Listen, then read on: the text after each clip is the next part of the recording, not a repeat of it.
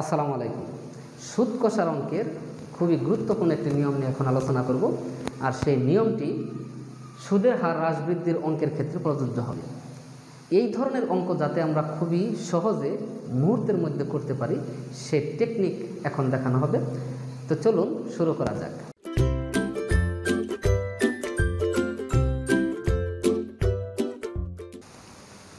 তো ভিউয়ার্স, সুদের হার 7% থেকে কমে 5% হলে এক ব্যক্তির আয় 5 বছরে 70 টাকা কমে যায়। তার মূলধন কত? তো এখানে আমরা লক্ষ্য করতে পারছি যে সুদের হার কমে গেছে, 7% ছিল 5% হয়েছে।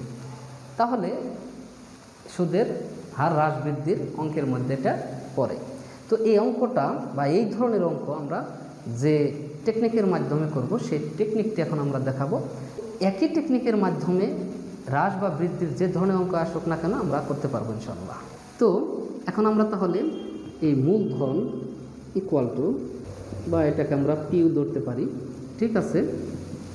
এইটা ইকুয়াল টু লিখব মোট হ্রাস বা বৃদ্ধিকৃত সুদ। এই যে মোট হ্রাস বা বৃদ্ধিকৃত সুদ কত দেওয়া থাকবে এটা, আর বাই হচ্ছে হ্রাস বা বৃদ্ধির হার সুদের, ইনটু হবে সময়, আর যেহেতু এটা শতকরা হিসাব তাহলে 100 গুণ হবে, ঠিক আছে। তাহলে এই যে রুলসটা বা টেকনিকটা আমরা মনে রাখব। তো এটাকে আমরা অন্যভাবেও লিখতে পারি। সেটা কেমন হবে যে এই যে হার, এটাকে আমরা সুদের হার R1 ধরলাম, এটাকে ধরলাম R2, ঠিক আছে। আর এই যে মোট হ্রাস বা বৃদ্ধিকৃত সুদ, এই যে 70 টাকা, এখানে 5 বছর এত টাকা কমে যায়, অর্থাৎ হ্রাস পায়, তাহলে মোট সুদ।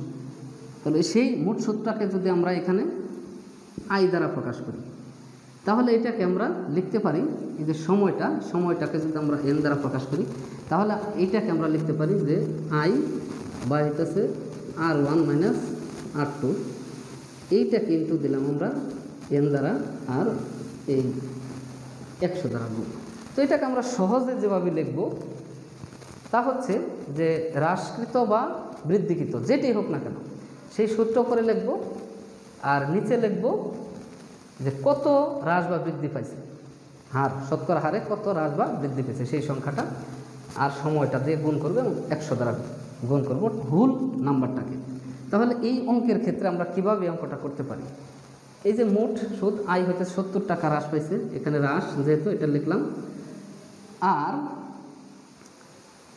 এখানে এই যে 7 বিয়োগ হইতেছে 5, তাহলে এখানে হবে 2, আর সময় কত 5 বছর লিখলাম, আর 100 দ্বারা গুণ, এটা দ্বারা যদি কাটি তাহলে 35, আর 5 7 35, অর্থাৎ 7 দ্বারা 100কে গুণ করলে হবে 700 টাকা।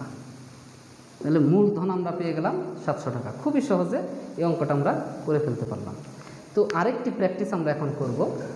তো বার্ষিক মুনাফা 8% থেকে বেড়ে 10% হওয়ায় এক ব্যক্তির আয় 4 বছরে 128 টাকা বেড়ে গেল। তার মূলধন কত? এর আগের অঙ্কটিতে আমরা হ্রাস পাওয়া নিয়ে করেছি, এখন বৃদ্ধি পাওয়া নিয়ে এই অঙ্কটা সমাধান করব। একইভাবে করব, একই নিয়মে করব, কোনো সমস্যা নেই। যেমন আমরা যদি প্রথমে চিন্তা করি, এটা হচ্ছে ধরে নিলাম R1, আর এটা হচ্ছে R2, ওকে, আর এটা হচ্ছে আই ধরে নিলাম, আর এই বছর, এটা সময়। এই যে একই সিস্টেম আমরা করব, তবে এখানে একটা প্রশ্ন, যদি হ্রাস পায় তাহলে প্রথমটার থেকে পরেরটা বিয়োগ, আর বৃদ্ধি পাইলে এই পরেরটার থেকে প্রথমটা বিয়োগ, কারণ এটা তো বেশি আছে মানে। এখানে কি হবে তাহলে সহজে আমরা অঙ্কটা যদি করি, এই মোট এখানে ধরে নিলাম আই, আর এখানে R2 মাইনাস R1 ইন্টু হবে এন, যদি আমরা সূত্র আকারে লিখি, আর 100 দ্বারা গুণ, ঠিক আছে। তো এটার মধ্যে আই কত 128, আর এখানে কি আছে 10 মাইনাস 8, আর এখানে গুণ হইতেছে 4 বছর, এই 4 বছর ইন্টু হইতেছে 100। যখন অঙ্কটা করব তখন 128, আর এখানে 2 আর 4 গুণ করলে 8, ঠিক আছে, 100, ঠিক আছে।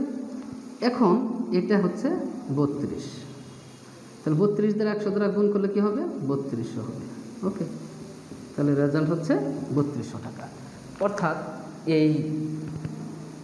ওই ব্যক্তির মূলধন ছিল 3200 টাকা। তো আশা রাখি এই ধরনের যে কোনো অঙ্ক পরীক্ষা আসুক না কেন আমরা খুবই সহজে মুহূর্তের মধ্যে অঙ্কগুলো করতে পারবো। তো আপনাদের যদি ভিডিওটা ভালো লেগে থাকে তাহলে অবশ্যই লাইক, শেয়ার, কমেন্ট করবেন। একই সাথে যারা এখনও আমার চ্যানেলটিতে সাবস্ক্রাইব করে নাই তারা এখনই সাবস্ক্রাইব করে নেবেন এবং পাশে থাকা অল নোটিফিকেশন বেল বাটনটিতে চাপ দিয়ে রাখবেন, যাতে করে সকল ভিডিও সবার আগে আপনার কাছে পৌঁছে যায়। আর যারা অলরেডি সাবস্ক্রাইব করেছেন তাদেরকে ধন্যবাদ। আসসালামু আলাইকুম।